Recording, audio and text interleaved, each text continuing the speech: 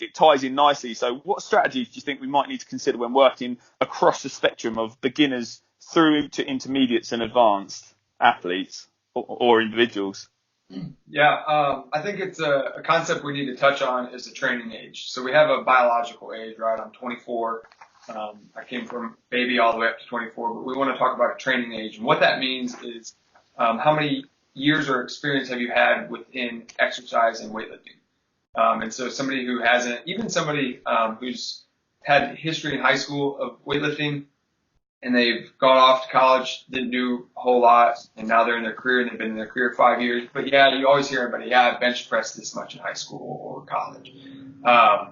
In my personal approach, and with the clients that we work with, we take that as if you haven't, been around a barbell, been around any type of weights within the past even a year, really is long enough, in our opinion, to consider you as like a beginner.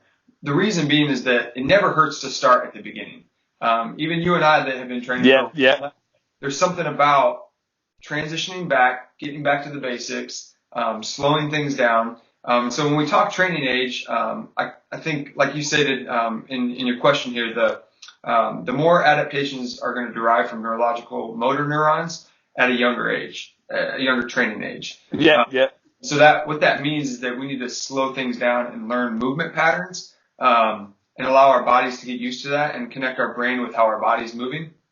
And then as you kind of progress through that into intermediate and advanced, you can start adding in more contractile movements that are more challenging, more taxing on the central nervous system, because you're able to recover and balance that out a little bit more than somebody who's very young in their training age. Teach that progression.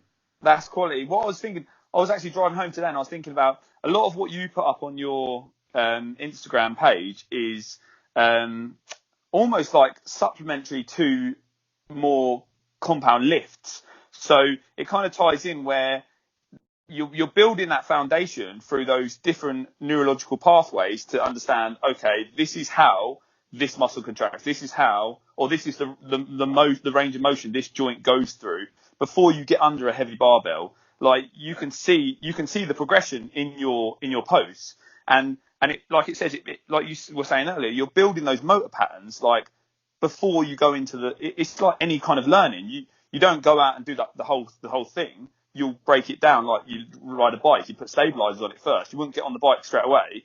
It's those. I don't want to say supplementary because I feel like they're more than supplementary because they are actually building the foundations. But it's definitely it's those exercises that will help kind of build the holistic approach to training.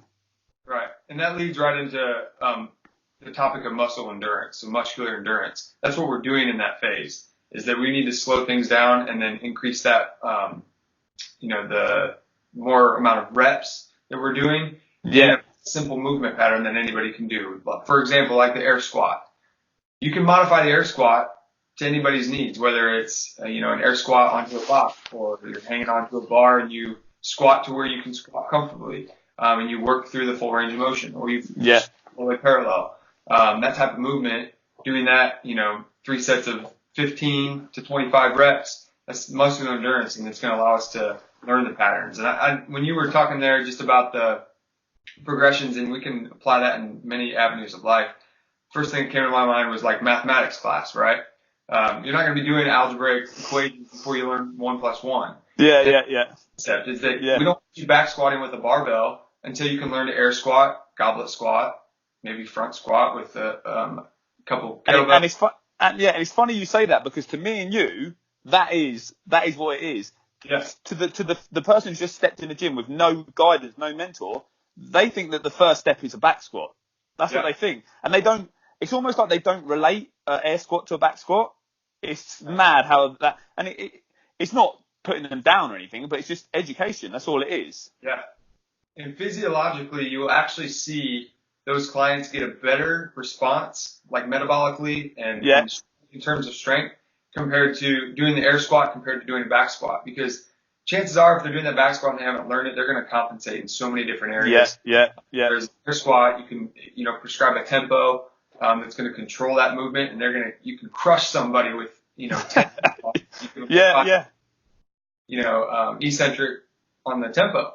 Definitely, And, like you could probably make hundreds of different modifications of the air squat, like just from, like you said, from changing the tempo 100 different times, the isometric contraction, like all of those different things could definitely build a progression in air squats. Yeah, that sounds good, man. Yeah, I totally agree. So that ties in nicely. So you touched on it there with the air squat, but if someone was to come to you, could you walk through the check boxes, how you'd build the foundations with somebody? Yeah, like I said, we would start with muscular endurance. And so it's very simple. Even a lot of body weight contractile movements is really going to set somebody up well to progress into some loading movements. Muscular endurance, again, higher volume, lower intensity contractions. We need to spend ample time in this level. So it's not just, hey, 1 week I'm just going to do this and the next week I'm back squatting. Yeah. Time is going to be different for everybody. That's why at Victor Strength we're able to kind of progress everybody individually because we've gone the individual route. We don't necessarily prescribe any type of templated programs or anything like that. I'm going to gather data. I'm going to spend time with you, get to know who you are, what your goals are, and progress you through. So whether that's we're learning to do a pull-up. Everybody wants to be able to do a pull-up with their own body weight. Yeah. Mile marker for people. Yeah. In order to do that, we need to progress them through. And so sometimes that's doing some lat pull downs or learning, even just some isometric. Yeah. A lot of people don't want to start in isometric because it's boring. It's not the that everybody's doing. And even the eccentric pull up, people don't realize that the muscle is built in the eccentric phase, that people think it's the pull that's going to get them there.